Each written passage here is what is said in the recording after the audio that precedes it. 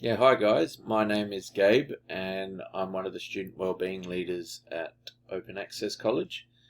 I've come on, I've made this video for you today because I know that many of you are thinking about university pathways or TAFE pathways after school, and I figure it's getting about that time where if you haven't already made an application, then it's probably a good idea. And I was thinking maybe letting you know about some of the key dates that are coming up. So if you are intending to study at university or TAFE next year, then don't hesitate and apply for the course as soon as possible. And I'll be going through how to do that today. I've got some contact details for you for the universities at least. Give them a call.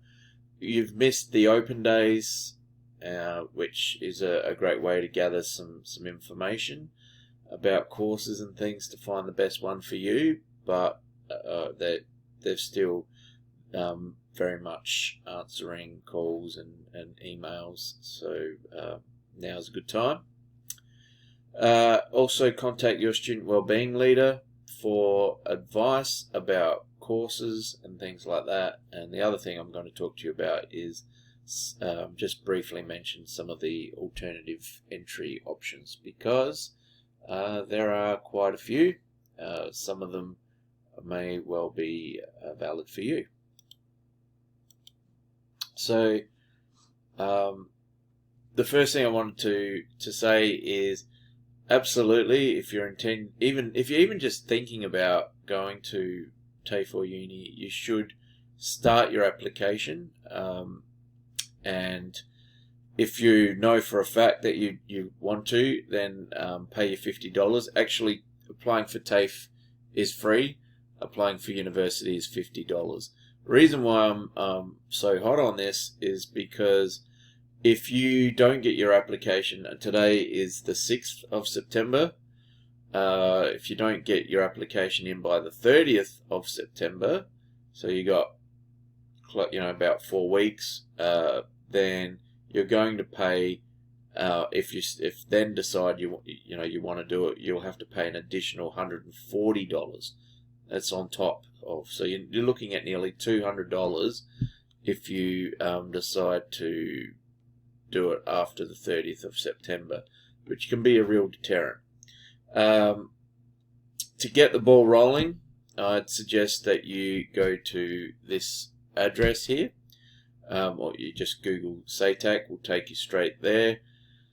And you don't even need to know your top preferences, because you can always change your preferences much later on in the year. But you just have to get something in. Even if you just get courses that you absolutely never want to do, but you know you want to go to uni, get something in and pay for it, and then you won't be paying the huge late fee. So if you go to that web address, that'll take you to this green banner here, and you're going to want to go to over here. If you can bring up a laser pointer. If you click on apply now, log in, then that will take you to this will pop up, this little window here, and the one that you're after, if you're looking to go to university, you want this blue bar here, undergraduate domestic applications. If you're looking to go to TAFE, you can go to this red one. You can do both. So this one will cost you $50. This one will be free. You can pick 6 preferences for both, depending on what you want to do next year. So if you click on one of these, the next thing you'll get is this registration screen. Now, even if you've done year 12 before and you've applied for uni before, you have to do a new one for 2022. You have to do a new one for this year. You put in your details, prove that you're not a robot, make a password, all those good things. There's two things I want to mention with this screen.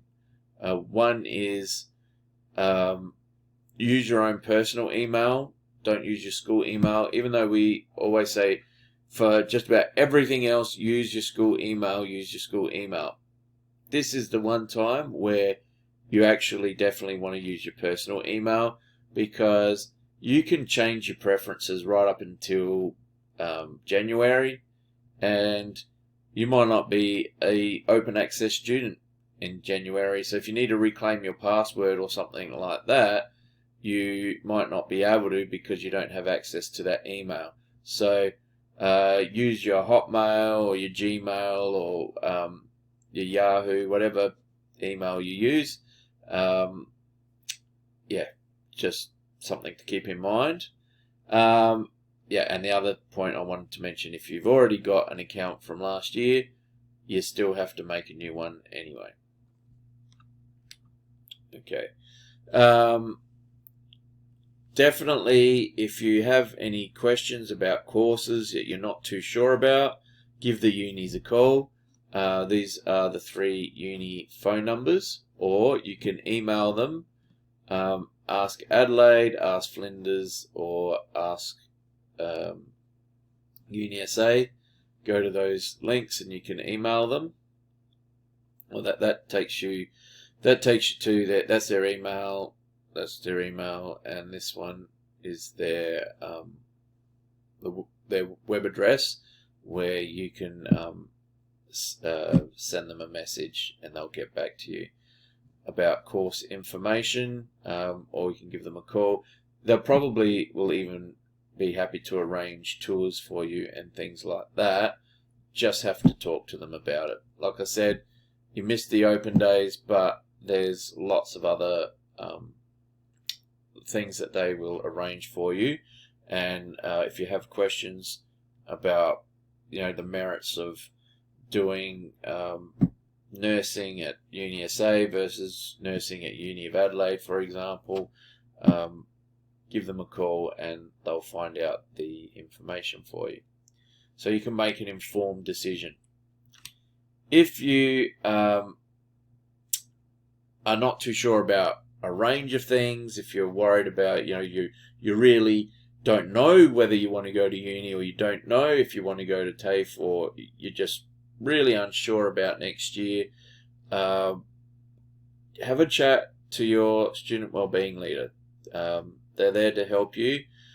They're happy to talk about different pathways, ATARs, can sort of give you a bit of an estimate of what you're looking at in terms of an ATAR based on what grades you've already got. We can talk to you about different careers and how to get there. Adjustment factors, that's what used to be called bonus points. We could talk to you about how they're applied and how they work as well. So for a range of things, if you're really feeling a bit lost, you're not too sure how to do the application form, please contact us. Right. In mid-December, your SACE results will be due. It will be released. And I thought I should tell you how to go about accessing that. But anyhow, you can see your SACE record at any time. If you Google SACE, you go to the SACE board website, you'll get a banner that looks something like this. You want to go to Students Online. Click on that one, and that will open up this interface here, where you will need to put your SACE registration number as your username, which you can get from, again, your student wellbeing leaders, and you'll need to put your password. Now, on the first time you access it, your password is going to be your day and month of birth. So I'm born on the 17th of November, so my PIN number will be 1711. But then after that, it's going to ask me to change it. So obviously, if you go and you change it, make sure you record that on your phone in a secure password vault or something like that, so that you don't forget for future reference.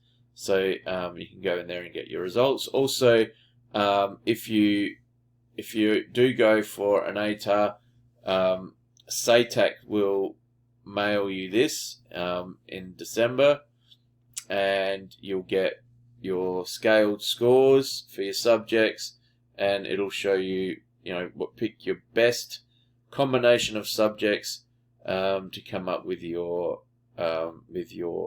ATAR or your university aggregate, and it'll tell you your ATAR on there. Again, if you're not sure about the SACE, if you're not sure about ATARs, chat to your student wellbeing leader. Which brings me to the alternative entry pathways. I haven't really got time in this one video. I wanted to keep it a bit short to go through all of these different pathways and the merits of each one. The Flinders Uni test, I will mention though, is that we're going to host the test at Martin. So if you're interested in doing that one, basically anybody who's thinking of going to Flinders University should do the Flinders Uni test, because it is 2.5 hours of your life, and it'll be well worth it, because if you do worse than your ATAR, doesn't matter, it won't affect anything. If you manage to do really well on the day, it will 100% replace your ATAR for the purposes of your selection rank at Flinders Uni only. So if you want to do a course at Flinders Uni, there's no reason not to do the Flinders Uni test. The stat test is a test you can do in November. You've got to be 18 before the course starts. Foundation studies is if you don't get the ATAR you're looking for, you want to go to university but you just don't feel like you're ready to start your degree.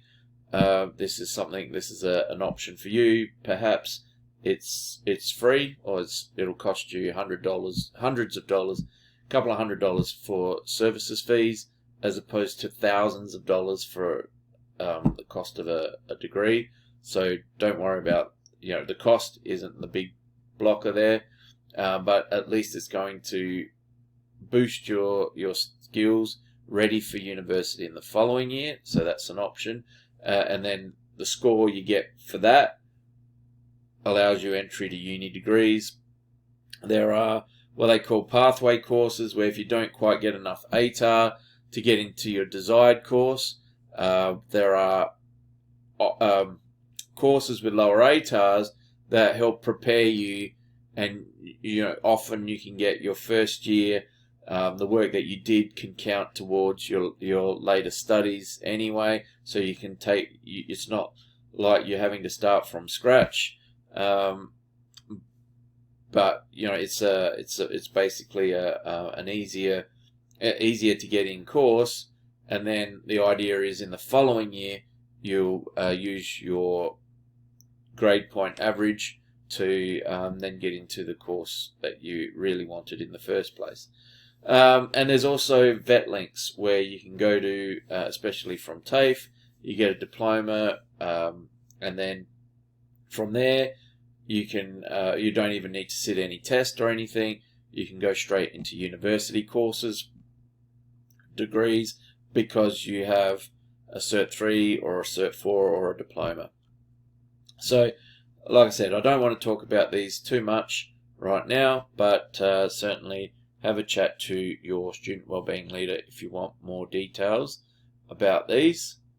And just to finish off, I want to go through some key dates to keep in mind. Applications already opened on the 1st of August. Cost you $50 if you want to apply for a university course. Free if you want to go for a TAFE course. If you apply next month, if you missed the 30th of September deadline, you're paying an extra $140. Flinders Uni test is going to be hosted at Martin. There'll be information about that coming out soon in the school calendar. that you'll be able to register if you're interested in doing the uni test at Marden, or again speak to your student wellbeing leader about it. The final date to apply, so let's say you say, right, I missed the 30th of September, but I still want to go to uni. Yes, I'm going to pay $140 extra. What's the final date? The 1st of December. You've got all the way to the 1st of December to apply. Yeah, that's where it's going to cost you that bit more. The SACE results come out roughly the 18th of December, but the actual date's not published yet. Then after you get your results, you've got until the 4th of January to change your preferences. That's why I say you could put down anything today. You could put underwater basket weaving as your #1 course. You could put that as your only course, and then think about it and talk to people about it and keep gathering information. And as long as you've paid it and you've got something in by the 30th, you can go in and put 6 completely different preferences and rearrange them again and again, right up until the 4th of January without a problem. Then the 12th of January you get, so even notice after you get your results you can change your preferences. Then on the 12th of January you'll get your main offer round, but if you miss out on that initial round, don't distress, because offers will be ongoing throughout December right through to March, as other students decide that they don't want to do that course anymore or things like that. So look, that's everything I wanted to cover today, but by all means, if you have more questions, speak to your student wellbeing leaders. They can really